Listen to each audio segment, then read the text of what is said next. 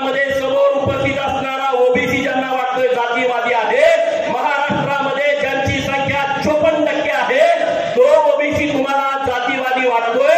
या जातीवादी म्हणणाऱ्यांना माझा एक प्रश्न आहे, कालच्या लोकसभेला छगन भुजबळ आणि कुणाला मतदान केला? एका बाजूला गोडसे उभा होते, एका बाजूला वजे उभा होते, दोन्ही मराठा कॅन्डिडेट होते। या सांगलीमध्ये गोपीचंद पडळकरांना तुम्ही समोर उपस्थित असलेल्या लोकांनी लोकसभेला कुणाला मतदान केलं? एका बाजूला संजय पाटील होते, दुसऱ्या बाजूला विशाल पाटील होते। कोल्हापूरमध्ये एका बाजूला शाहू महाराज होते, दुसऱ्या बाजूला मंडलिक होते। हात कलंगलेला धैर्यशील माने होते, दुसऱ्या बाजूला सतीश पाटील होते।